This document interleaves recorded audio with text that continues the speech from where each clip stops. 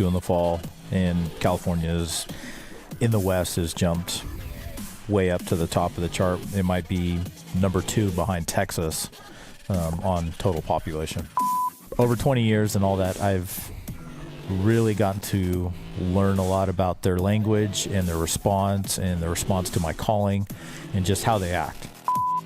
Statistically, after 10 o'clock, we probably killed 70 to 80% of our birds.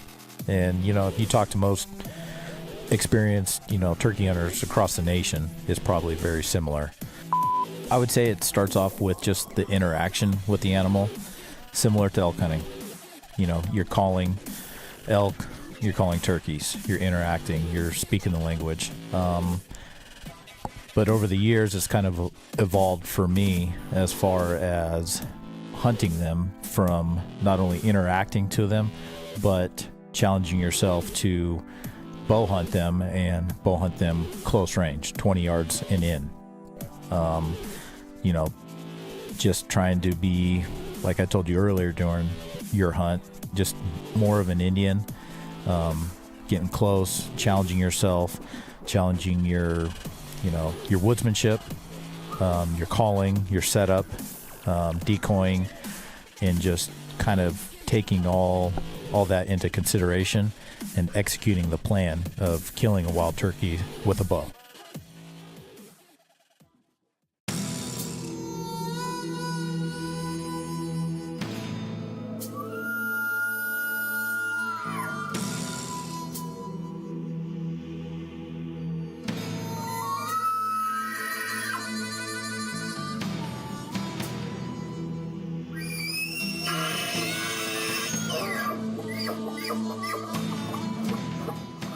Welcome to the RNA Outdoors podcast, fueled by Ripcord Arrow Rest and First Light Hunting Apparel.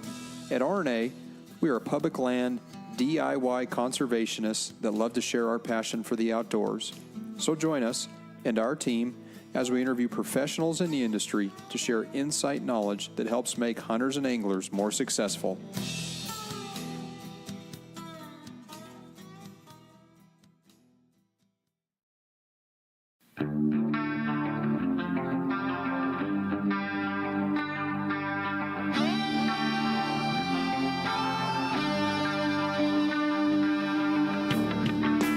Hey listeners, subscribers, and fellow outdoorsmen and women. This is your host, Lucas Paw, and I'm excited to tell you about some of the sponsors that continue to help make this podcast not only happen, but grow and thrive in this digital world of audio content. This podcast is brought to you by Ripcord Arrow Rest, the bow hunter's #1 fall-away rest on the market. Ripcord is known for 100% full-time arrow containment and their patented drop-dead brake system that eliminates launcher bounce back. Best of all, Ripcord is backed by their rock-solid guarantee. If the original owner has a part break for any reason, it will be repaired or replaced at no charge. And did I mention, Ripcord is located in southwest Montana, where all their products are made with pride in America. Check them out at ripcordarrowrest.com and on their social media feeds. This podcast is brought to you by First Light Clothing and Hunting Apparel. Born in the Rockies in central Idaho, First Light's mission is to create simple, yet proven, versatile gear that provides comfort and performance in any situation while working to promote the pursuit of ethical hunting and stewardship. I recently joined the First Light Pro staff team and have continued to be impressed year after year in their innovations in engineering of merino wool fabrics. 10 years ago, they started putting out wool fabrics with camo patterns, and immediately this changed the game. Since then, they offer multiple layering systems and kits in various proprietary patterns and continue to raise the bar with their competition. Find them online at firstlight.com or under their social media feeds. Go farther, stay longer.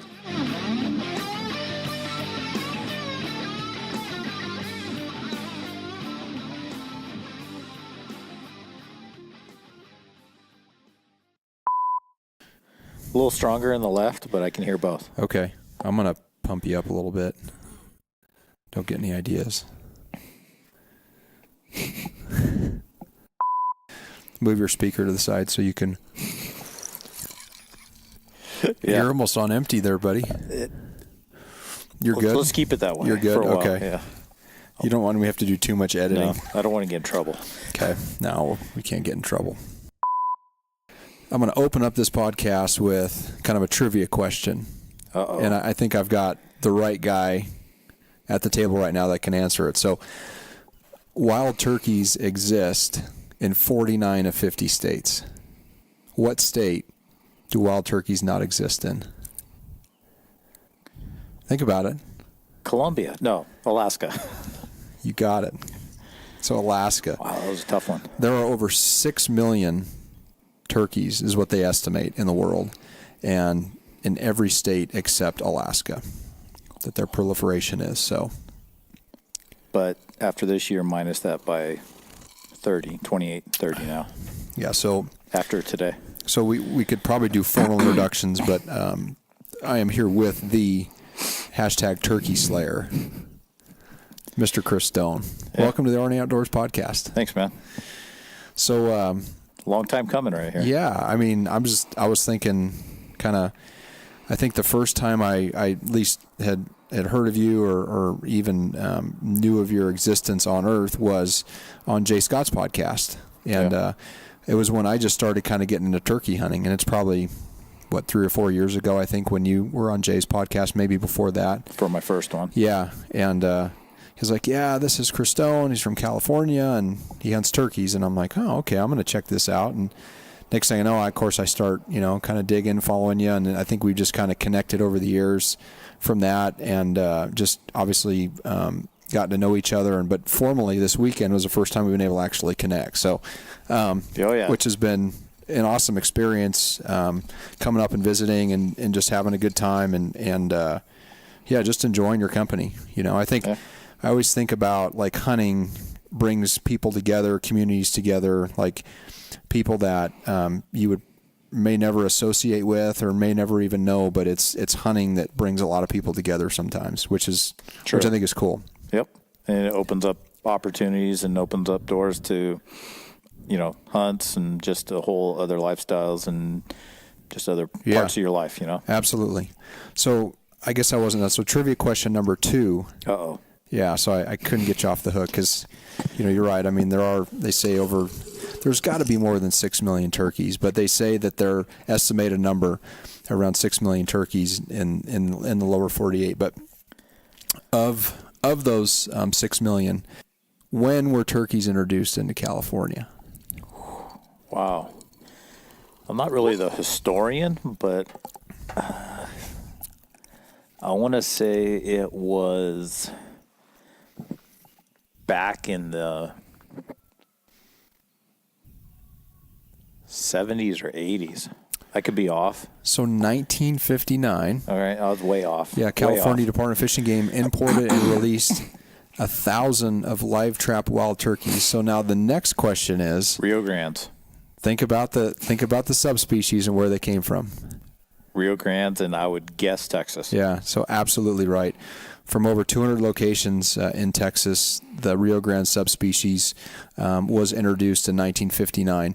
And obviously today you can see what the populations have done, right? You're a huge proponent. I mean, you're part of the National Wildlife Turkey Federation. I know you're part of Boone and Crockett Club and a lot of conservation efforts. But, I guess when you think about like people that hunt turkeys, I mean, it can become a sickness real quick. And I can see how it can become a sickness because there's certain ways people hunt turkeys, right? I think about, and you've hunted them Eastern, you've hunted them, you've hunted Merriam. You've pretty much hunted every subspecies except Osceola, right?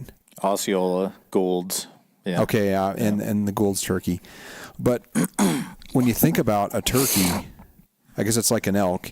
You've got 3 species of elk, but they all essentially have the same behavior to some extent. Correct. Right? Correct. I mean, they all are attracted to hens, and during the springtime of year, the hens go into heat, and it's game time. Yep. Right? Yep. So, but specific to California, it is a success story because at one point, and I recall doing a little bit of history on wild turkeys, they were on the point of extinction at some point in the United States. And through organizations like National Wild Turkey Federation and others, they've been able to conserve the wild turkey to where at point now where it's at populations where California in the spring you can shoot 3 birds, right? Correct.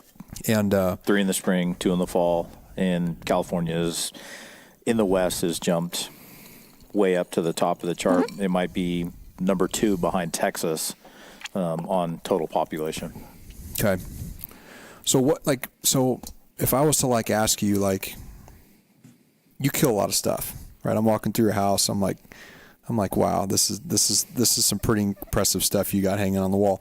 What attracts you to a bird, a 20-pound bird? I mean, what is the fascination with turkey hunting? Because I haven't done it my whole life, and born and raised in Montana.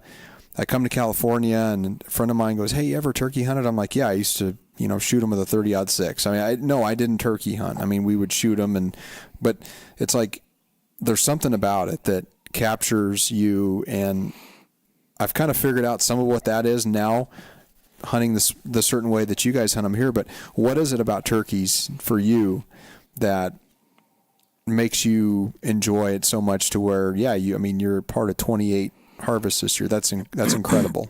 I don't know anyone that's been a part of something like that. I would say it starts off with just the interaction with the animal, similar to elk hunting. You're calling elk, you're calling turkeys, you're interacting, you're speaking the language. But over the years, it's kind of evolved for me as far as hunting them from not only interacting to them, but challenging yourself to bow hunt them and bow hunt them close range, 20 yards and in. Okay. Just trying to be, like I told you earlier during your hunt, just more of an Indian, getting close, challenging yourself, challenging your woodsmanship. Sure. Your calling, your setup, decoying, and just kind of taking all that into consideration and executing the plan of killing a wild turkey with a bow.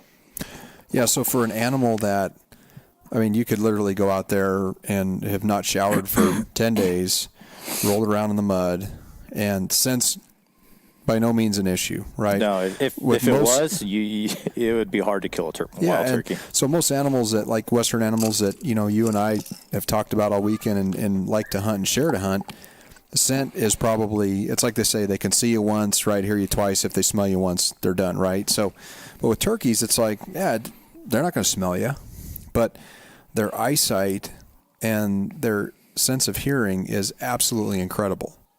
And the way I've always, I guess, preface it from what I've learned more about turkeys is if you lived your whole life as being prey, you would probably have the same senses that they do. True.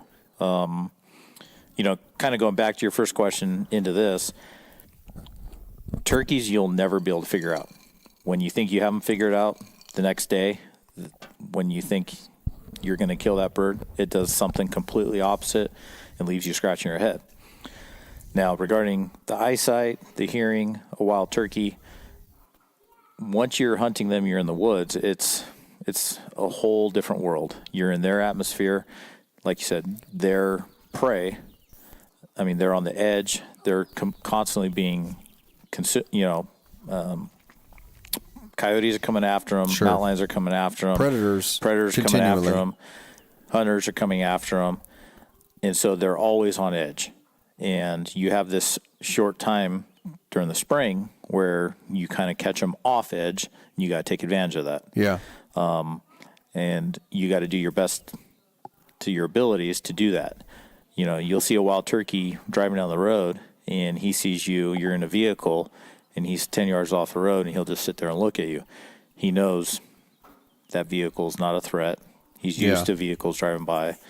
But you go into the national forest, BLM, even private property, and you get in camo, and you start throwing calls at them, or you start trying to stalk a turkey or something.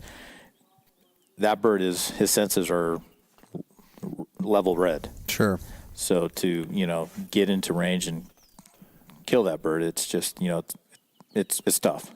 Yeah. And so when I've looked at understanding turkey behaviors and studying them, because I like to think of myself as a student of the game when I do a lot of hunting. But so like turkeys is kind of a foreign thing to me. But if you compare it or parallel it to elk hunting to some extent in September, there's a lot of similarities. You go into an area, you call. If a turkey gobbles, boom, right? Okay, we've located one. September, you go into the elk woods, throw out a bugle. Locate bugle, bull bugles back, boom, we've located one. So just the tactic of going into wherever you're going to hunt and trying to locate one is very similar to elk hunting. So that I could attenuate to with how you guys turkey hunt, which is how I've turkey hunted in the past, right? Try to locate one and then go in and try to make a play. Now, this whole game around setting up decoys and the calling sequences and knowing when they gobble and don't call back because you're trying to initiate them and then get aggressive and then start, so it's just like, it's so much like elk hunting which has me so interested because I love to elk hunt, but I've rarely ever hunted turkeys over decoys. So it was a whole new learning curve for me coming in, and I've realized how someone can get addicted to it. Oh, you got to see it all this weekend. After this afternoon's, it actually, even yesterday, that call-in sequence with that big mature bird that came in, that was like, it was so funny watching your reaction, because we went in and you did your slate call.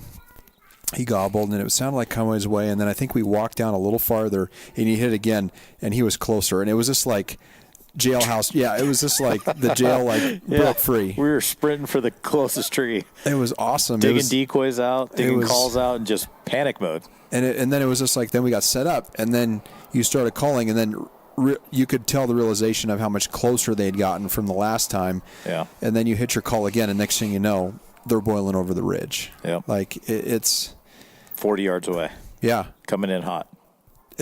So another term, right? They're coming in hot. It's like, we were calling at birds earlier that morning, and they were coming back, but I think your sense and tell with your experience doing it, like knowing whether a bird's hot or not. And this time of year, we're getting to that tail end of the year where either a bird's going to be really high, he's going to come in, or he'll sit there and gobble at you for an hour, but he's never going to come in. Yeah. Right. But it's interesting hunting something like, again, it's a species of animal that you wouldn't think would totally transform how you hunt, but it really does. At the end of the day, when you think about it, it's a heck of a lot of fun hunting these birds. Oh, it's awesome. Especially in the springtime, here in California, it's lush green. It's, awesome weather.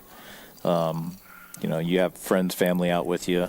You're out in the woods, getting away from the everyday hectic life, and you're out there trying to harvest a turkey, and you're interacting with turkeys. And when you get that response, like you're talking about, you might have a bird that responds a certain way versus a bird who just hammers back at you. When I get that response, when a bird hammers back to me, when I know that it's game on, he's going to come in, I know that response. And, not to boast my numbers or brag, but for the last 20 years, I've been a part of an average of 20 to 25 kills. A season, right? A season. Yeah. And that's probably, so it's 20, 25 kills a season, probably 30 to 35 call-ins. So, there's always 5 to 10 birds that get away, whether someone misses, whether they don't get a shot. Yeah. Bird spooks, sees something it doesn't like, and then on top of that, there's probably another 20 to 30 call-ins of just jakes. Yeah. Versus Sure. a long-beard adult tom. So I've, over 20 years and all that, I've really gotten to learn a lot about their language and their response to my calling and just how they act. Sure. Their behavior. Right. Yeah. Just their language, their behavior, where you're at, time of day. There's a whole, gamut of different circumstances and, everything that kind of comes into play. And, when I'm out there hunting, like this weekend when I was hunting with you, I might be doing something and I don't necessarily explain it to you, but you might see a reaction and go, what's he doing? What's Chris doing? Why is he doing this? Why is he doing that? It's because just inside, instinctively, I know what that bird's doing. I know how he's responding. I know if he's going to come in 30 seconds or if he's going to take his time and work around the canyon in a half hour.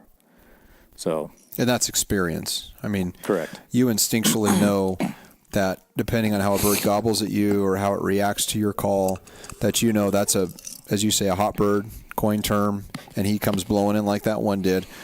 Or like the ones today where you call at them and it was a 20 to 30 minute sequence to get them to a point where they came in and committed to it. But it was interesting watching your behavior because it's very similar if I'm calling elk for my buddies, it's the same thing.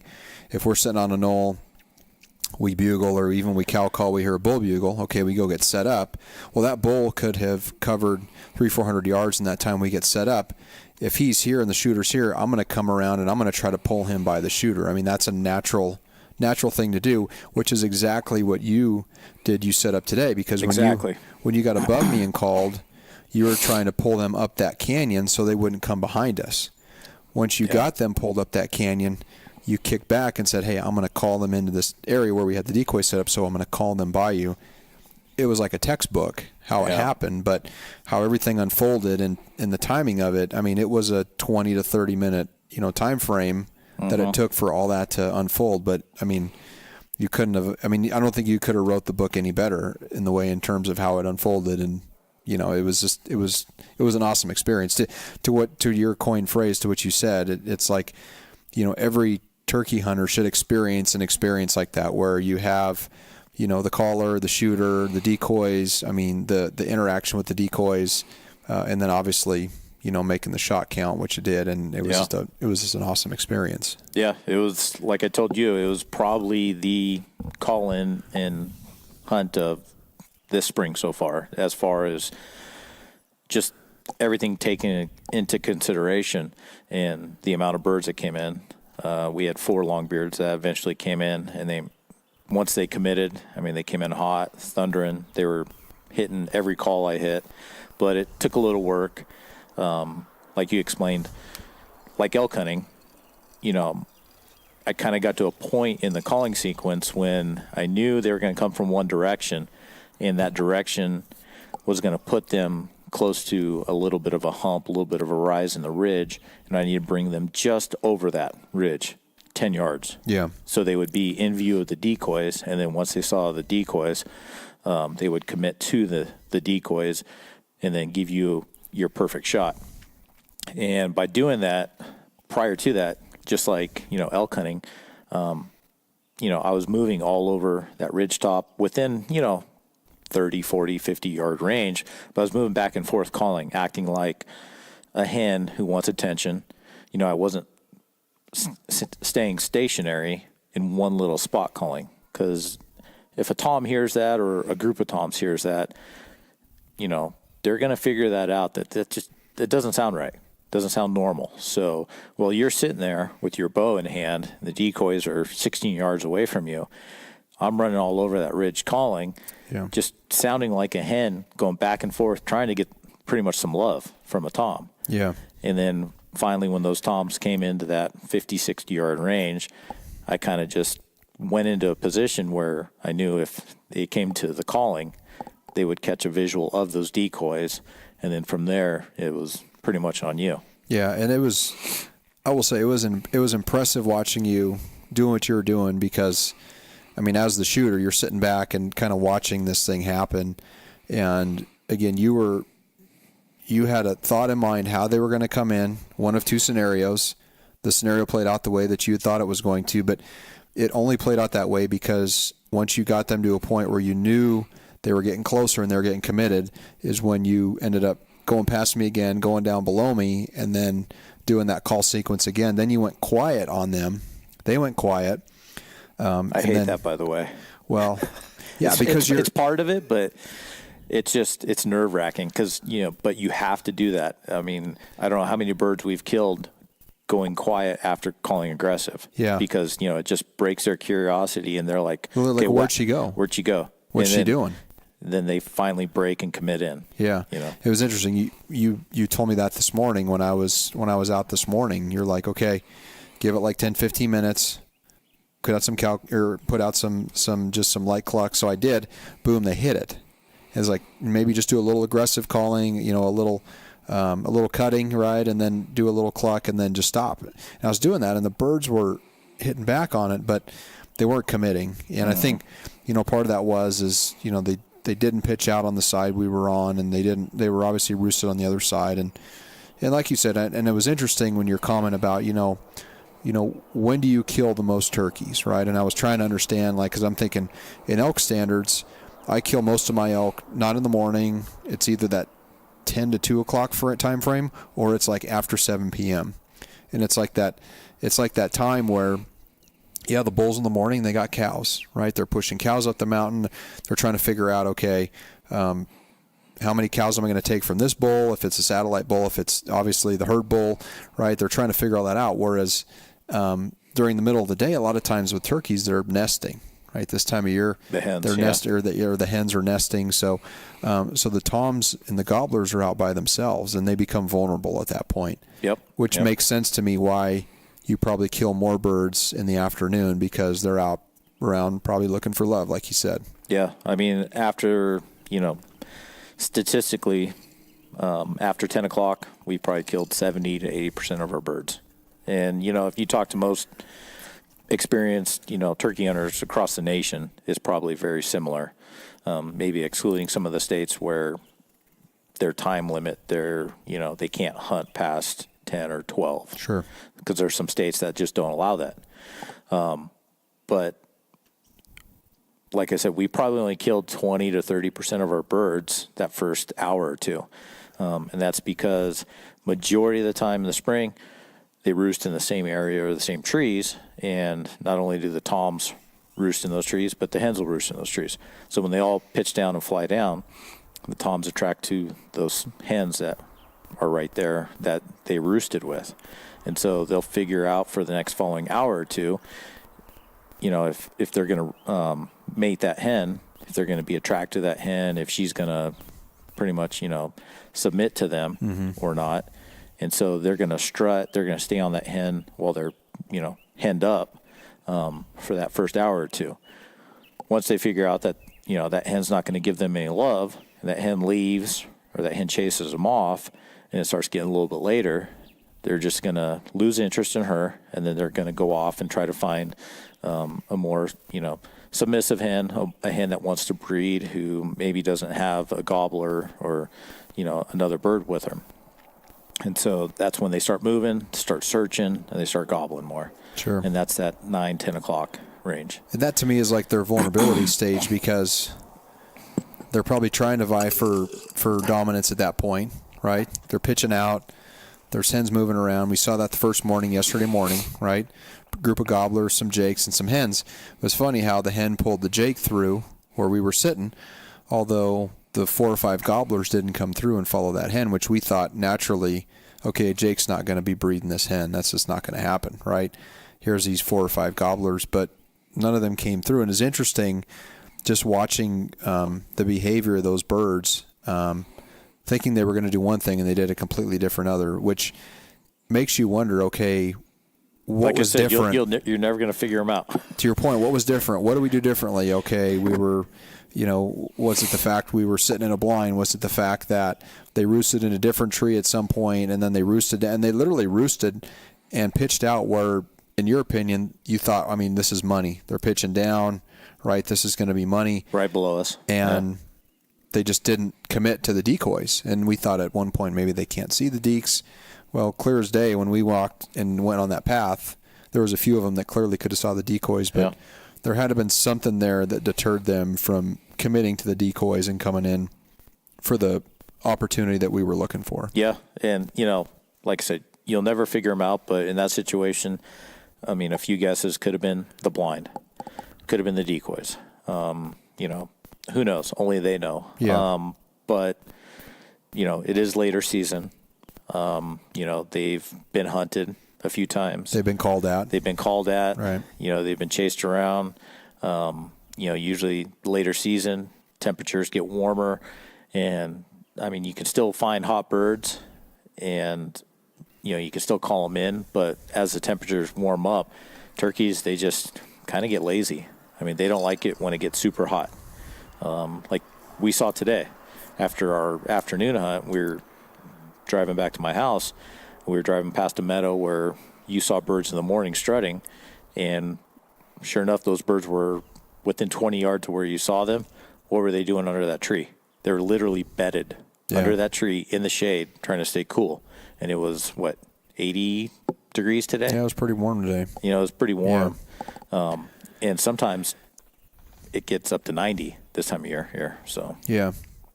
So thinking so 2019, like I've, like I say, this is the first time you and I have been able to connect, but I mean, we've been talking for a few years and kind of informally, hey, nice job. We've been kicking stuff back and forth on social media, but 2019, when you look back at this year for you, right, 28 birds, South Dakota, Iowa have hunted multiple species of birds. Like, how do you compare this year in terms of in your career of turkey hunting compared to years prior? Is this like one of those years that's in the top? It's as far as number of kills, yeah, it's definitely the top, and the top by far. Usually we average, like I said, about 20, and that's 18 to 20 kills a year. Last year, I think we had 19. Some years before that, we've had 20, 21. Sure.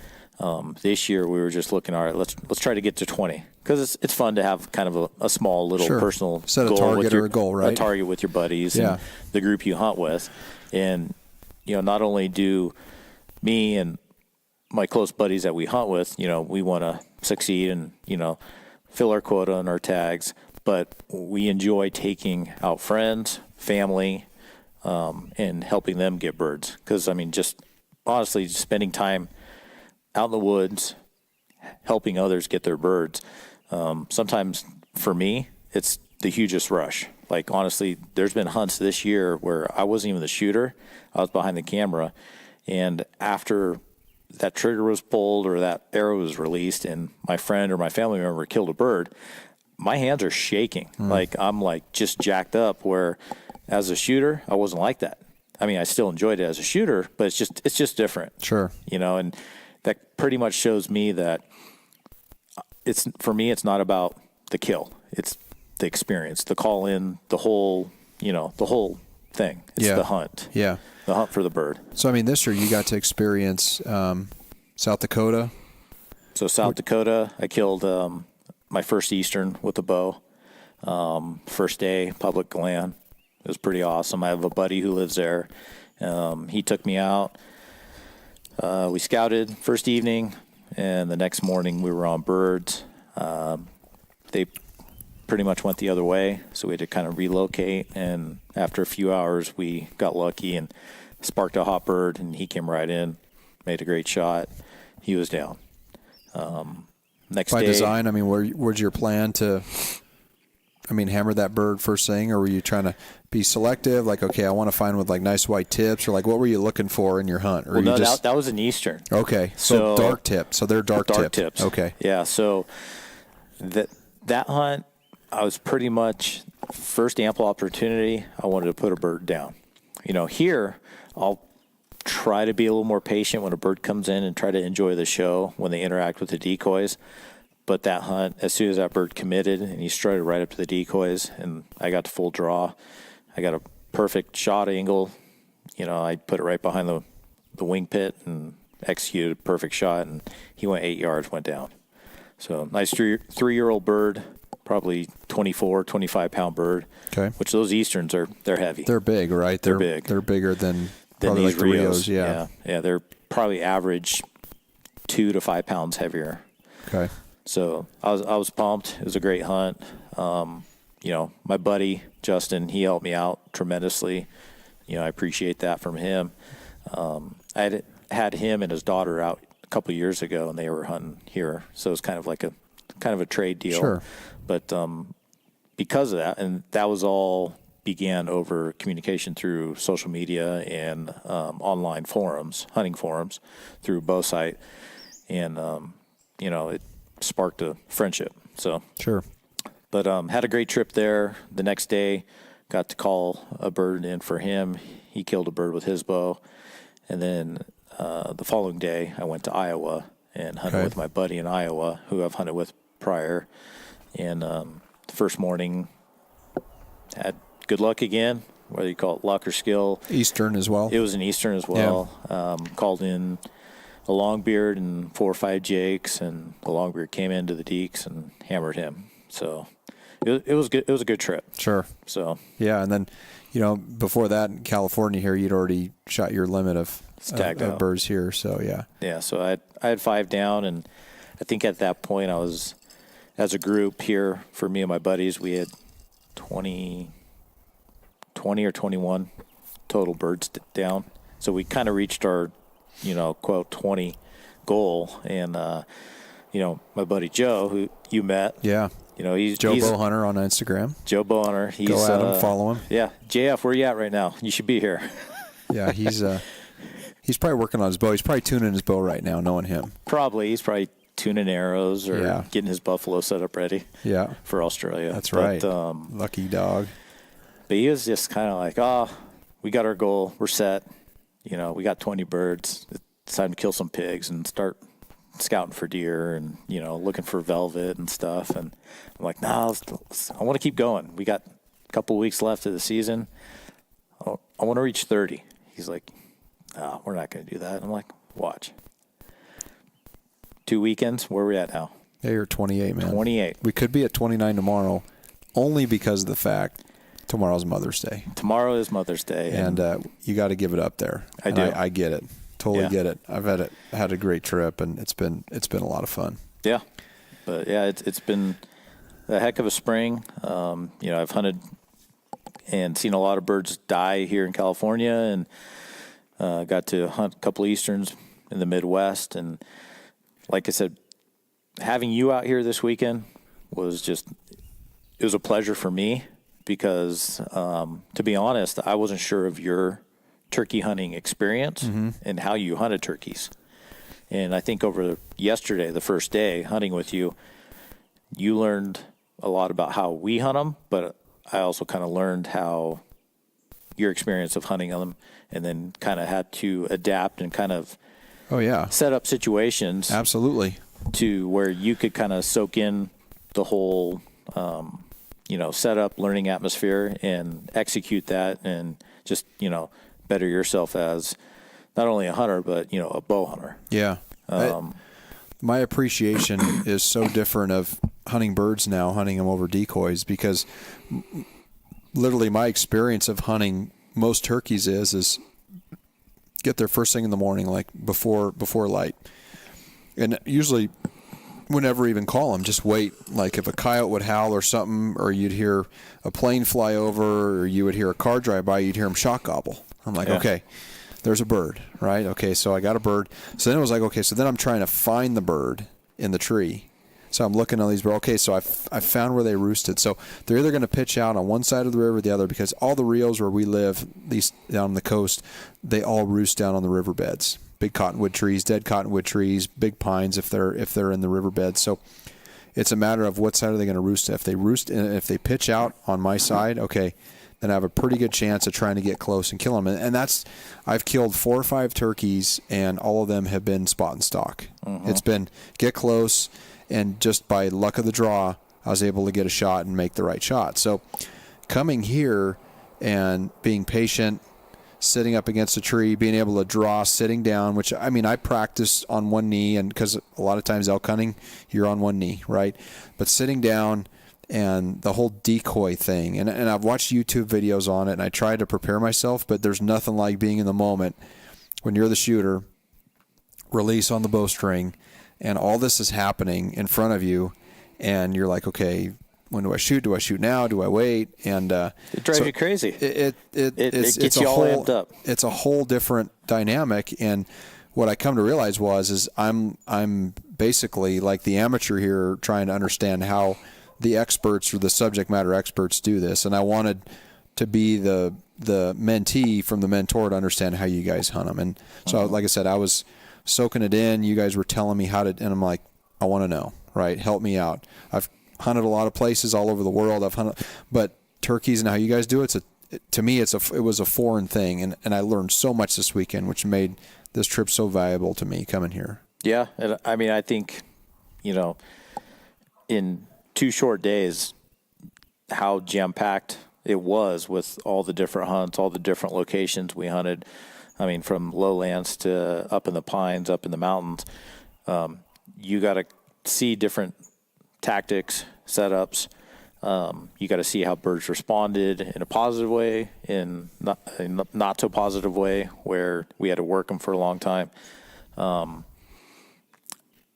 I would guess, I mean, you learned a lot in 2 days, and you'll be able to take that, into the following spring. Yeah. And, just take those little tips and tactics and, make yourself a better turkey hunter. The way I began turkey hunting was with a shotgun, hunting with one hen or one Jake decoy, calling and hoping a bird came in shotgun range. I did that for so many years, and then eventually I just turned to a bow. Once I became just strictly bow hunting, I used a blind. Packing a blind everywhere, it's not the funnest thing, but you did that because it made it easier. It concealed your movement.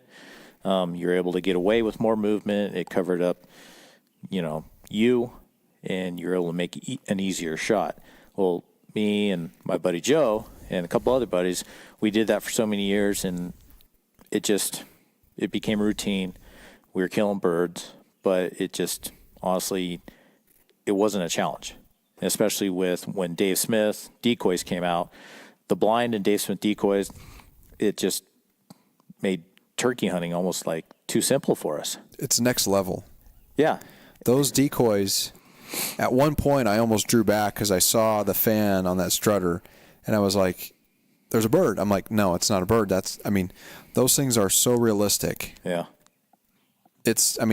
I have like a blow up, like one of those ones you kind of blow it up and you can hit, like, those things are incredible. Yeah. There's no question that those are worth their weight in gold. They are. And, like we talked earlier, I went from the old foldable feather flex decoys that, look like a puffed up football painted like a turkey, to the Dave Smiths when they first came out. And like I explained to you, the number of birds that committed one versus the other was a huge, huge number. I mean, with the feather flexes, we'd have birds come in, but they would come in 5, 10, 15 yards shy of the decoy and look at it. Well, if you're shotgun hunting, that's fine. You can shoot that bird. But if you're bow hunting and you want a good shot with your bow and you want a close shot with your bow, you need to have those birds come in close. And when they come into a realistic decoy, like the Dave Smith decoys or some of the other brands that are, very realistic these days, it draws their attention to the decoy. They come right to the decoy where you want to shoot them, and it gives the bow hunter just that much more of an advantage to make a great shot, to get to full draw without being detected, and it just, greatly increases their success. Yeah. And just doing that from when the Dave Smiths came out, just seeing the number of our success rate just skyrocket. I mean, it was, it was a no-brainer. You said it's a no-brainer. That was your coined phrase. It's like a no-brainer. And again, looking at those decoys set up, I mean, it looks like a realistic scenario right there, where you've got kind of this submitted hen, you've got kind of I wouldn't say aggressive Jake, but then you got the strutter, so you've got the Jake that's got a little bit of a beard, but he's got his tail fan out. Then you've got the hen kind of out front that they're both looking at. Like, it's this little scenario that's set up, but it's designed that way to attract the bird that's gobbling 200 yards away, to bring him in and say, oh, hell no, you're not breeding that hen. Yeah. Right? Yeah, exactly. And, up until this year, I had never, and I preached this to several people, used more than one Jake decoy. So that was due to my thinking that if you have more than one Jake decoy and you have a solo longbeard come in, that a solo longbeard is going to see 2 Jakes and he's going to get intimidated thinking, okay, I'm outnumbered. I'm not going to come all the way in, and I'm going to leave. I don't feel like fighting today. You know, I'm more in the love mood. I'm not in the fight mood. So my thinking was he's going to leave. This year I decided, well, you know, we've had so much success. I'm going to try something new. And we've had so much rainfall over this winter and spring that the grass has grown taller. So I just want a more presentable, more visible decoy setup. So I've used the Dave Smith, the strutter jake with the jake fan, and I've used the submissive jake with a couple hens just to make it more visible. And the first time I did that, I had a buddy, Mike from Utah, come out. We had 2 longbeards run right in, and the dominant longbeard of the 2 came in, whooped up on the submissive jake, and within a second turned around, whooped up on the strutter jake, and went back and forth just kicking just ass working pretty them. much. Just working them. Just working them. I'm like, holy shit, you know, this is awesome. And he ended up shooting that bird down, and then my other buddy Brent, he with his bow, who was set up right next to us, he shot the other one. We got awesome double. Got a double there, yeah. And I was just like, okay, it works. You know, yeah, we had 2 late season longbeards who were hot come in, and they obviously felt superior, and they whooped up on the jake decoys. So after that hunt, I'm like, all right, I'm going to try this again. So not even 45 minutes later, we had a whole group of longbeards coming in from 800 yards away, and they were coming in fast, set up both jakes and 1 hen. We had, out of those 7, we had all of them come in up to about 100 yards, and then they got to 100 yards up on this ridge, and 3 of them pitched off the ridge and flew down right into the decoys. And they came in, easy range for our 3rd shooter, and he hammered one of them. I'm like, okay, I get it. You know, there's other ways to decoy them in. You know, you don't have to stick to 1 jake. You don't have to stick to 1 hen, 2 hens, etc. You know, when a bird's in an aggressive mood, he wants to fight or he wants to love, you know, he's going to do what he wants to do. And so this weekend, I stuck with that. And it was positive. I mean, yesterday we had the strutter jake out. We had the regular jake out, and I think we had 1 hen. Mm-hmm. We had those birds coming our way, gobbling real aggressive. A few calls, and they're, like you said, they were just barreling right over the ridge, coming in hot. What was it? A longbeard and 4 jakes? Yeah. And the longbeard was chasing all the jakes away and around. I mean, he was the dominant bird. He wasn't getting ganged up on, and he came in.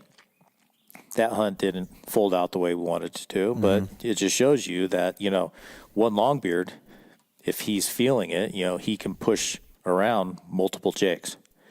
And then later on, same setup, both the strutter jake and the submissive jake, couple of hens, called in a group of jakes, and one of them went down. And then this afternoon, same setup, strutter jake, submissive jake, called in just 4 giant longbeards, epic hunt. Yeah. And they all came in just strutting, posturing at both jakes. And I mean, you know, you closed the deal on that, made a perfect shot, and that was all she wrote on that. It was interesting. So like comparing all the setups, the stand, I guess you call them stands, maybe that's like when we call coyotes, we call them a coyote stand, but every stand we did, so we did the first stand yesterday morning off the roost, and just like I was videoing some of your calling sequences, understanding like how you kind of call. It's just light hen calls, like when it's dark, and then you get a little more aggressive. Birds roost out, boom, go through that scenario, doesn't play out. We go to the next spot, boom, within minutes, it's 11 o'clock. We got birds just funneling in like crazy. And, you know, I didn't make a good shot. And you know, that's just the way it goes sometimes. Right. And, so then we gather ourselves and we're like, we check out another spot. Yeah. We bring in 4 or 5 jakes. And it was funny because that scenario, it was timbered, it was down timber, it was wooded. And these jakes come filing in and they start spurring the strutter decoy. Yeah. Like, and I've seen that on I've seen it on videos, but I've never seen them actually in real life go up and attack. And I mean, these are jakes. They've got, little lumps of spurs, but that one jake, hammered that decoy twice. Yeah. And that was cool to see that scenario happen and play out like it did. And we were able to get one there. But then today it was like a totally like different dynamic. Same setup of decoys, but watching you move between the locations, the calling, the sequences that you did, hearing the bird gobble, basically like a locate call, gobble, boom, get closer, call them, they start coming in closer, and then just that whole sequence, how it unfolded. To me, it's the textbook way of how anyone who turkey hunts over decoys would want that scenario to play out. Yeah. And that's kind of how it did. Yeah. It was awesome. It's awesome, especially, you being the shooter, you're naked, you're in camo, you're not in a blind. Yeah. You're doing it natural style, you're sitting up against a tree, being motionless, just pretty much being that Indian. Having 3 longbeards come by you at 15 yards, then having a 4th come by you at 5 yards, catches something he doesn't like necessarily, but then sees the other 3 committing to the decoys, figures, okay, everything's fine, and then he falls those 3 right in the decoys. So you have 4 giant longbeards 16 yards away strutting on the decoys. Middle of the day, middle of the afternoon, in the sunshine. Their heads are just full of blood. They're pumped up, full fans. I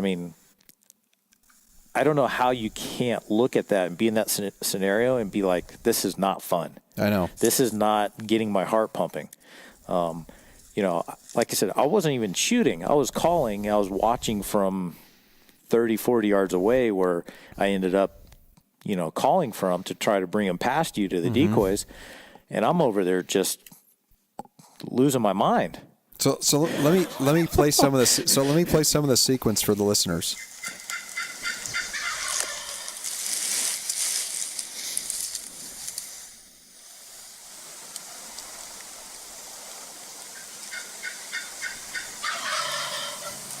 So how far away are they?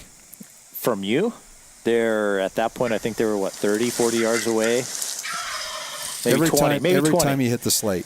Every time I hit the slate, they were just cutting me off, hammering. All 4 of them. Just thundering through the woods. You just tapped that thing. Yeah. And they were just going off. Yep. Yeah. I think that last one, that's the close one. That was like 5 yards from you. No, so we'll hear him alarm. You'll hear him alarm putt here shortly, but you're still pulling them off that fence line up by the house, trying to drag them down from where that dog was barking at them. Yeah, up the ridge. Correct. Yeah, and I knew once they got in the woods and they were coming towards us that we were good. That's when I kind of looked at you and said, "Get ready, here they come." Like, game on. Game on. Yep. So this scenario continues to play out, and it was interesting because I'm remaining motionless up against a tree, and when you looked at me, you said, "Hey, they're coming." I couldn't see them. All of a sudden, I notice there's 3 birds coming through, and I hear this. The putting.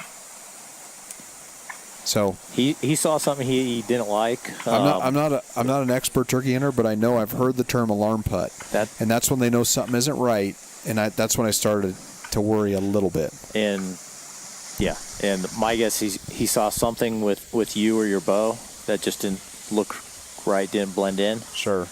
And that's why he then veered back towards the other 3 longbeards and then came in the way they did. Yeah. So then the 3 longbeards came around and were basically coming into the decoy, and that 4th one basically hedged me out and ended up joining that group. And I know the listeners obviously can't see the video. I'll post the video later, but the sequence of events that occurred after that was, to your point, what probably every turkey hunter, every caller, anyone in the woods is looking for, right? It's that call-in sequence. Like I said, it's probably the most epic call-in of the season so far. Okay, here we go. Just listen. You're at full draw, I think, right? Right now. So then okay, so I go to draw, and I hold draw because I had a bird completely fanned out looking at me. And Is your heart pumping a little bit? It was pumping a little bit. Yeah, surprisingly. It's amazing what a little turkey can do. And I move a little bit. And then, game over. 28 down. Game over. Yep. Yeah. Yeah, it was, like I said, it was probably the most epic call-in sequence in hunt of this year. I mean, and like I said, it's the 28th bird I've been a part of that I've seen go down. But to call them in from, I don't know, when they first gobbled, what were they, 400 or 500 yards away? Yeah. I mean, they were pretty far. Yeah, they were. Yeah, it's hard to say. I mean, distance-wise, but yeah, they were. It was a distant gobble. They were distant, and they probably came in 30 to 45 minutes of just, working them back and forth. But every couple minutes, we could tell they're getting closer and closer and closer and closer. And to have them cut me off every call, it's just, it's that positive feedback, and as a caller, it gets you going. Yeah. I mean, it's just human nature. When you say something to someone and you get positive feedback, you get a reaction, whether you're having a conversation with someone, whether you're elk hunting, you cow call to a bull and he bugles to you, turkey hunting, going to a bar and you say something to a girl and she looks at you and hollers back. I mean, whatever it is. It's just it's that vocalization, positive vocalization, right? It's that feedback. It's just, it drives you. That's kind of that whole spring turkey hunting feel, why you do it. And so those birds came in. We could tell there was multiple birds. There was more than one. And eventually, once they got within 50 yards and they were cutting off every call, I mean, it was just loud. I mean, it was thundering. My heart was just beating out of my chest. And, I'm over there just calling, watching you, waiting for the birds to peek over the hill. All of a sudden, I could see all these red heads. And then I could see these beards swinging. I'm just like, holy shit. I'm just like, happen. This is awesome. You basically said I've done my job at this point. Yeah, let's see if he can actually close the deal this time. Yeah, so is what you're thinking. Mean, they came in. I mean, strutting perfect. I mean, they came right up the decoy, and you came to full draw perfectly. And to have 4 adult, 3-year-old or older birds, because like I told you, I'd seen these birds a couple of weeks prior, got glass on them. Saw they all had good spurs, big beards, big birds. Told you there was 4 longbeards in the area, and just luckily for you, it worked in a out that way. small section area. But I mean, the area we were in is like if I could think about the quintessential call-in spot. Perfect. Whether it was turkey, elk, I mean anything. The canopies, the shading around the edges, the sunshine in the middle. Everything about that area was just this felt so right being in here. And whether, even if I didn't get a shot or not, everything, the way it unfolded, it was this feels just too dang good to be true. And that, it was good. Yeah, it was awesome. Yeah, it was good. That was a great experience. You made a great shot, and the one you hit, I mean, he, 4 yards, laid down, and he was dead within 20 seconds. Sure. I mean, you made a good shot. Perfect shot, went right through the vitals, boiler room, and that's all she wrote. Yeah, no, it was great. So I think another connection you and I have is obviously bow hunting, and by no stretch of the imagination, you've definitely taken your fair share of animals, but you've probably rifle hunted, and you've spent a lot of, you said you shot turkeys with a shotgun, but to you, what is it about a bow or archery for you that I guess makes it so appealing or makes it to where, I don't even feel like rifle hunting anymore. It's where's my bow? Challenge. I'm going to go bow hunt. The challenge. I mean, honestly, it's a challenge. Just for me, shooting them with the shotgun, a turkey, or shooting a deer with a rifle, it's just, once you have a certain level of woodsmanship and, you find that animal, shooting them with the rifle, it's just, to me, it's not a challenge. Yeah. Bow hunting takes it to the next level. It's a challenge, and getting within a certain distance to where you can make a clean, ethical shot and, take down that animal with the bow. To me, there's nothing like it. Sure. It's a huge challenge. People ask me that question. It's like, yeah, man, it's crazy. Like, you go in middle of nowhere and you take your bow, and it's like, well, here's the way I paraphrase it. It's like, what you can do in 2 hours with a rifle might take me 10 days. Yeah. But in those 10 days, the amount of experiences that I've had during that 10 days, you can't replace that, right? It's one thing to go up in the mountain. Oh, yeah, there's a deer. Boom, done. Game over. It's still great. It's a harvest. It's a success, right? It's a hunt. It's conservation. It's everything that we stand for. But it's always, to me, the steps that lead up to that point when that animal, you're going up to that animal and wrapping your hands around its antlers or whatever, right? Yeah. Grabbing its beard, looking at its spurs. So, and that's the way I've always looked at it too. It's the challenge. It's the journey, right? It's the eventually most of us up to that point. Yeah, and you think about the time and energy you put into that, the scouting, obviously the financial piece to it. I mean, none of this stuff is free, right? And the gear we have good technical gear now. We're shooting bows that are doing amazing things, but all that stuff is great. But at the end of the day, you're still the one behind the trigger. You're still the one, trying to get close and doing all that, and it's all in that matter of time to make it happen. And to me, that's all a part of it. I mean, and like you said close.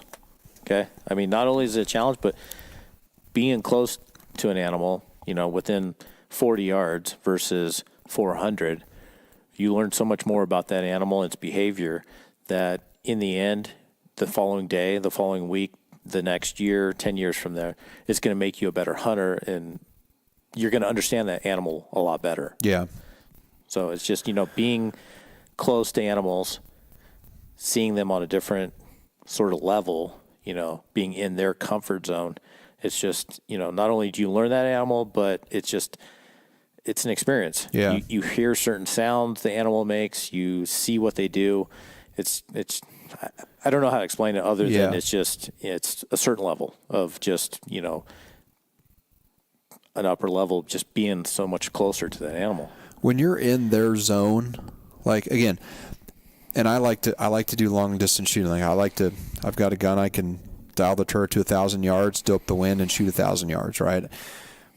And that takes skill too, right? Oh yeah. Anyone can go out of the box, spend $5,000, buy a rifle, but they can't all shoot 1,000 yards because there is an art to that. There's a science behind it, but there's an art to it. But to be in an animal's, environment or in their zone where all 12 senses that most animals have are triggering, and you're in that 30 to 40 yard range, which is considered a lethal range if you're a bow hunter, if you're a compound bow hunter, there's nothing like it, right? No. When a buck's coming in and he's prancing slow and he's pushing leg by leg and he's looking, and then he stops, and you barely move your eyes, and they stop one leg, and they stand there and look at you, and you're like, how did he see that? Yeah. Right? And then you're dead. You don't even move for 3 minutes, and then he continues again, and you make one subtle move, and they're on you again. You can't explain being inside their, I would say, vulnerable zone, right? Where an animal feels like, okay, I know something's not right, and maybe I can't see something, I can't hear it, I can't smell it, but something doesn't feel right. There's something to be said about that, right? There is. And even if you miss the shot, don't get the shot, being that close, and I've seen it many times with elk call-ins where bulls come in and, their vitals are covered up by a pine tree or a spruce or something, or they can't get the shot, but still the experience and the rush of that animal coming in that close and maybe not getting a shot sometimes is all anybody ever needs to have that experience, right? Yeah. I mean, I've talked to numerous people who've had that exact experience or similar play out, and they're satisfied, It's just that rush, that experience, that hunt, which you cannot experience at rifle hunting and watching them at 200, 300, 400 yards away. And I mean, I kind of think it goes back to thousands of years ago, who were the first to bow hunt? Yeah. Our I mean, the natives, right? The natives. They were here stick and string, shooting buffalo and all kinds of stuff to survive. And they didn't shoot them out far distances. They had to get up close and personal. And it kind of just brings you back in that, that Sure. circle all the way back to then. And it just, it's kind of a different way to look at it. But Yeah. I don't know. It's just, it's kind of a spiritual thing as well, which it makes you realize what you've done when you harvest an animal with a bow, close range. It's something special. It's taken a lot of work to get to that point. It's taken a lot of work to execute that shot and to harvest that animal. Yeah. To me, the meat is important, and I don't want to send this message the wrong way. To me, the meat is always the side benefit to the experience, the woodsmanship, as you say, the time in the woods you spend with people. To me, that's what it's about. Like, I didn't come up here to come home with 2 bags of, breast meat. Now, I am, which is awesome, and I'm grateful for that, and I thank you for that. But I didn't come up here for that. Like, I came up here to enjoy my weekend, to get out in the woods with you, and to meet a new hunter friend, right? To hopefully spawn something in the future where... 2. Well, 2, yeah, absolutely. JF, where you at? Joe's here right now. He's not here. He's silent in the flesh, but he is here with us. But that to me is I've gotten to that point now, I guess, and I don't say in my career, but I guess in my hunting career that I can go somewhere and hunt, and if I don't fill my tag, I can walk away and be okay. Yeah. Knowing that I had those experiences, and the next time I draw that tag, I might do it differently because I learned from that, right? Yeah. And I think that's all a part of it. I mean, if we went every time, first day, first morning, killed something, I'm not sure it would be as fun as all the times where your tail was between your legs and you walked away and you ate your tag and you put it in a boil of water and you tried to eat it and you couldn't find a good way to eat tag soup, and which just to me always motivates me for the next time that I go do that hunt again. Yeah. I mean, you came up here, you're successful, 2 birds. But like you said, it wasn't easy. No. First setup, we had 4 longbeards. They didn't commit. No shot opportunity.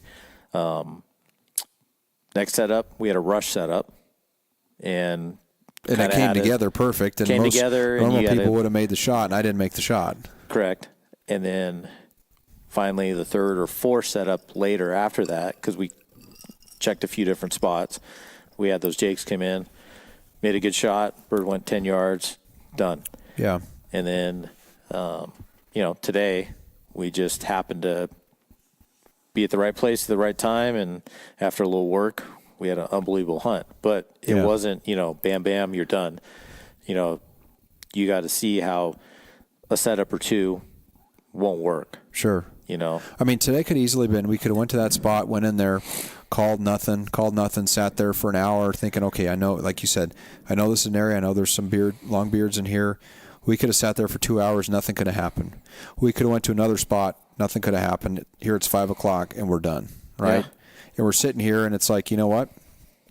That's hunting, right? If it was called killing, I'm not sure as many people would be doing it, right? Yep. But to me, that is part of the reason why we do it. It's I mean, every time I always think about it. I mean, even when I was coming up here to visit, I was playing things out in my mind, right? I'm thinking I've been watching videos and shooting birds over decoys and just trying again familiarize myself because I'm seeing the stuff you're doing, and I'm like, to me it's so different than any, because I don't hunt elk over decoys, right? Yeah.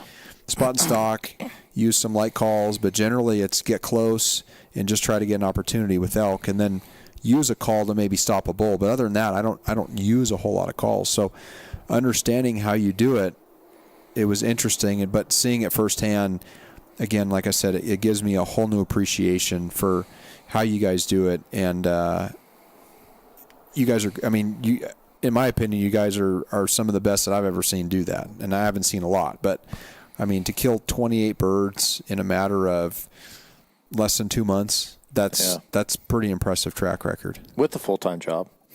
With a full-time job, right? With a full-time job. We're not professional hunters. Yeah, we're not professional. We got families. We don't go out. We're hunting weekends. Although most people ask me, like, do you work? I'm like, yeah, I actually do have a daytime job. But, everything else I do usually centers around something outdoors. But just a incredible experience. Learned so much. A lot of things I can take from this weekend, and beyond all that, obviously a friendship with you, and hopefully many more hunts in the future to come. Been trying to convince you probably need to come down and stick a pig or maybe two at some point. It won't be hard to convince me to do that. Yeah. Well, you have the open invite, so just got to grab Joe and bring Joe. Joe's like a pig. He has like a fad with pigs. I noticed that last night when he was talking about not just pigs, but just anything. Yeah. He likes shooting. Well, he totally convinced me to shoot that Jake yesterday. Like, I don't know what you had. I don't know what you had for plan like A, B, C, D, E, F yesterday. Because I think we were on probably plan F yesterday. But these 4 Jakes come in, and I'm like, and I know enough to know the difference between a Jake and a longbeard. And I'm like, I'm not going to shoot a Jake. I'm sitting there, and I'm watching the behavior. I'm watching him hammer the strutter, and all of a sudden I hear, draw, shoot one. It's getting late in the day. And I kind of like played it out in my head. And all of a sudden I hear again, he goes, draw, damn it. And I look over at him and he goes, so I'm like, all right. I think you said, it's late in the day. You got plenty of birds to fill. Or, kill. We got to kill birds. I'm like, shit, whatever. So he totally walked me into that one. But you know what? It was awesome, though. It was great. The cool thing about that setup was, and the reason why I'm so happy it played out the way it did, was having that game camera set up the way it was. Yeah, and that was having cool. him video the different angle. I'm going to pull those two together somehow, make a little clip side by side or something with those, because I don't even care if it was a hen. Watching that and try to find that. I'll drop some slow motion on that to see that arrow come hammer out through and just come out the chest, right through the chest, and then into the log. Feathers. Yeah, that was awesome. Yeah. So then the blood trail, holy moly! Yeah, I've seen less blood come out of an elk than what came out of that turkey. Yeah, the turkey only went 8 yards. Not very far. Not very far, but the blood trail. It seemed like it was a gallon. I know. It looked like we were tracking like a hard double shot, buck or something. Yeah, exactly. It was impressive. It was impressive. So, Chris, 2019, you've killed 28 birds. You've killed birds out of state. Like, what else you got going on this year? Like, what do you got planned for this year in your hunting year? So, other than the 5 birds from the spring, month and a half ago, I did kill a pig here in California with my bow. That was pretty cool. About a 200-pound boar, black and white. Hopefully get another pig or two this summer. Yep. And then just start scouting for deer here in California. They're already starting to sprout a little bit of velvet fuzz nuts. And, yep. Starting to get excited about that. Waiting on a few draws. Still have draws in Utah, Nevada, waiting on Montana. Could be questionable if I get drawn for there or not because their system crashed. But we'll see what happens with that. If I don't draw any out-of-state elk tags, I'll go over the counter, Colorado or Idaho for elk. That's one I can't miss. The last 8 years, I've probably missed 2 or 3 years of elk hunting, and every year I do that, it just drives me crazy. I don't have any more elk meat in my freezer, and I just kick myself in the ass for doing that. Going through your feed on Instagram, you're like, there's my buddy. Oh, there's my buddy. Oh, Insta story. Oh, bulls bugling. Like, September, October is. It's tough if you don't have an elk tag in your pocket. It hurts. Yeah, it hurts. Yeah, so I'll be hunting elk, and then other than deer here in California. Plan on hunting blacktails probably in Oregon along the coast, which will be fun. First time I've done that, kind of in the rainforest. So I've got a buddy who lives up there I'll be hunting with. Turkeys in the fall again here in California, maybe some more pigs, and then Arizona maybe in January for coos. Who knows? It's You never know what you're going to draw, right? Yeah, I don't even know what I'm going to draw, but, usually year-round there's something in season. Yeah. And, if there's not a season going, might have a few weeks or a month in between. kind of a little R&R and kind of, get things tuned up and ready for the next season. Yeah, it's nice to, as much as we love to do what we do, taking time away and just relaxing and repairing the body. Like, I always think about to me. Do you hear that? Yeah. I just heard that. There's like birds bugling. Bugling. Okay, that's the crown talking. You want another crown? Yeah. So the elk are gobbling and the birds are bugling. No, the birds are gobbling right now. Yeah, we got birds. What time is it right now? It is 8:40. 8:40. The sun's gone down about 40 minutes ago. And so they're in the trees. Roost. They're roost and they're just gobbling. They're just gobbling. Yeah, not a bad spot to do a podcast on. No, not at all. Beautiful area, awesome area. People give California a lot of flack, but I tell you what, we were pretty fortunate, you know, and people are like, I'm like, you'd be surprised at how many species of animals we can hunt here and how you can hunt year-round. Yeah. And it's kind of the best-kept secret. And, I tell people all the time, I'm like, I can basically hunt year-round. If there's not a season, there's always a pig season. And there's always a season of calling coyotes and shoot coyotes for fawn control, right? Yep. So, it's being transplanted here, it's not a bad place to be. So, yep, totally agree.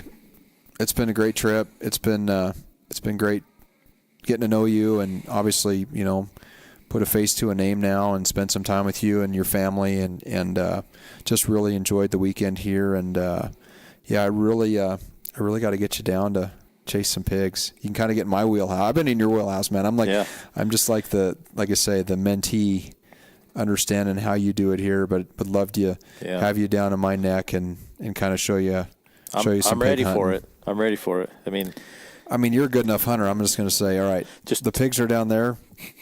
Go have fun. I'll be all right. Right. Yeah, for sure. Well, cool, man.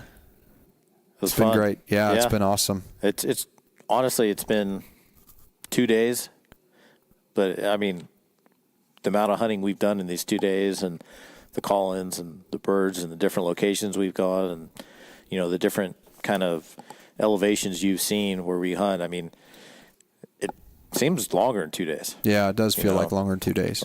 But usually when you have a trip like that or a weekend like that, and it seems a lot longer, that's always a benefit. Yeah, well, and part of it is, like I said, we haven't formally met, but you and I have been talking and obviously been following each other for a few years now, and it's kind of like just finally connecting. It's cool because it's interesting because we meet a lot of people on social media just by virtue of what we do, right?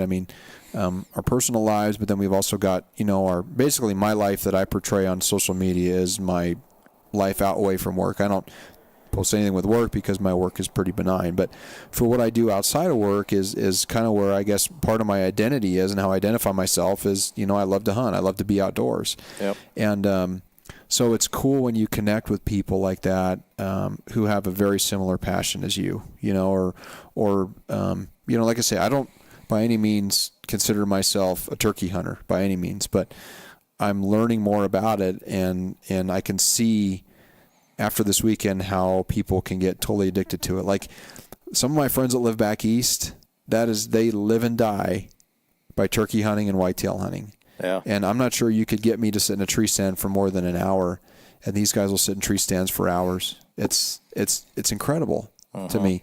But but then all the eastern guys want to come west and hunt elk in September, right? Which is like game on, right?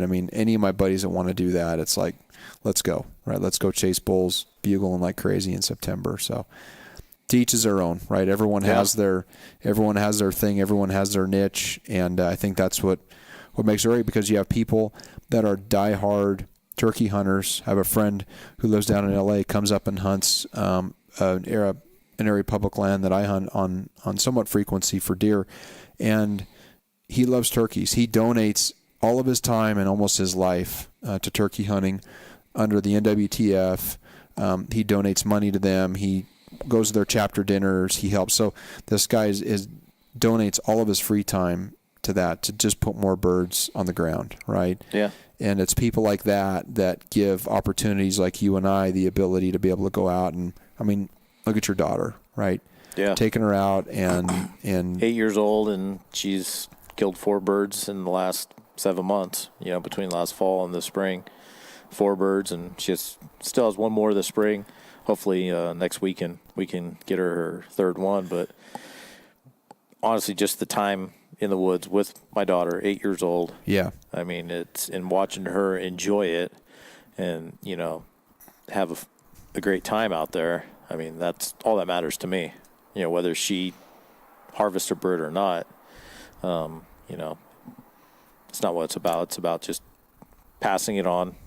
Next generation, right? Next generation, showing her a good time, showing her what it's about, educating her, and, helping her understand the way it's supposed to be. Some of my most fondest memories of my father were hunting.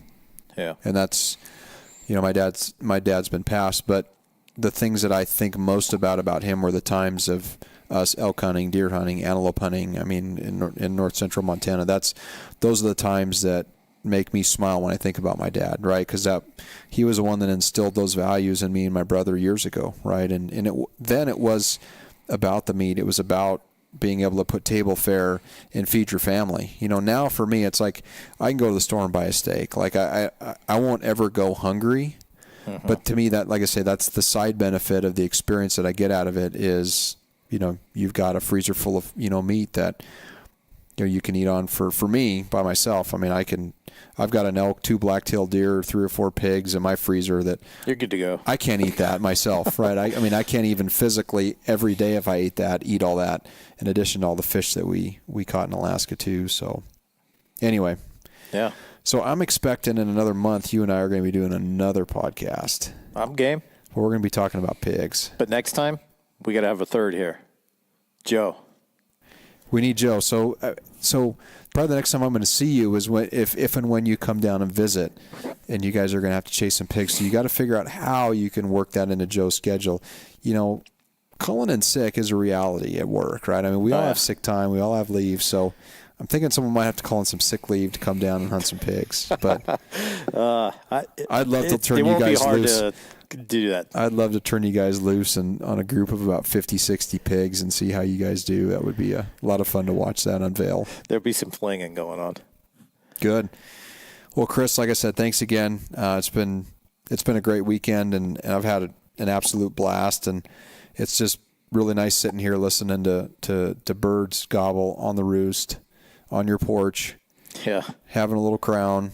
Yeah. I got to say, this is a little liquid induced, but most podcasts. Hopefully, it doesn't sound too bad. No, most podcasts are done with a few drinks. So anyway, well, good times. Oh yeah, it was Thanks, awesome man. weekend, man. I'm super happy that it ended the way it did, and we had a great time, and got, like you said, got to bring you here and kind of show you our world and how we do things, and not only hunt turkeys and harvest turkeys, but got to hunt with you, meet you in person, and just kind of extend and grow on our friendship. So yeah, absolutely. It won't be the last time we're in the woods together. We're already talking about things that could happen in the future. So that's what it's all about, right? Sitka's better be aware.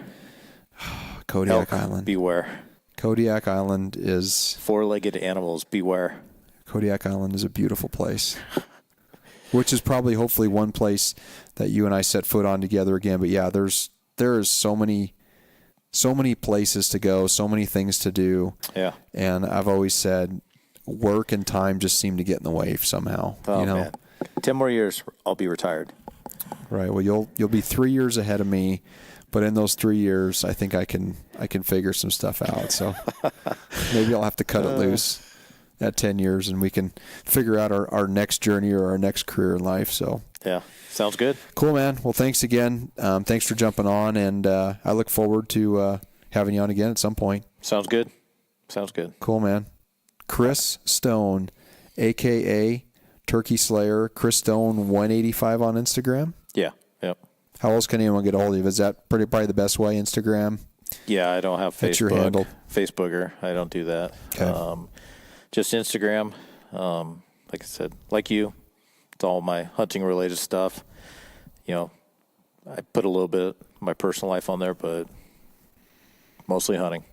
Cool. You know, you got to keep something separate. Yeah, no, I agree. Totally agree.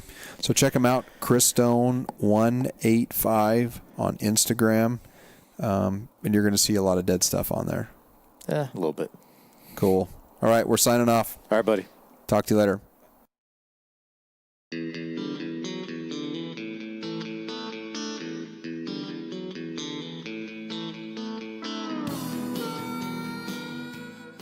Hey everyone, this is Lucas Paw, host of the RNA Outdoors podcast. Please check out Podbean and iTunes. If you have an iPhone or iPad, go to the podcast app on your device, search for RNA Outdoors, and hit the purple subscribe button. When doing this, it will automatically upload when new podcasts are loaded, and they will download into your queue. For Android users, you can access the podcast through Podbean, Stitcher, or use our website, www.rnaoutdoors.com/podcast. In addition, under the RNA Outdoors podcast channel, please leave a review and a 5-star rating. These reviews help boost our popularity and outreach. You can also follow us on our social media outlets, Twitter at RNA Outdoors, Facebook, RNA Outdoors, and Instagram, Rod and Arrow Outdoors. All links are in the show notes as well. If you like what you've heard, we hope you'll pass along our channel to your friends and colleagues. Keep up the good fight. We cannot sit by and watch the public lands devoted to wildlife protection wither away. There's simply too much at stake. Make your voice heard, speak up, and get involved with conservation efforts, and know that every little bit helps. As we say on the mountain, go farther, stay longer.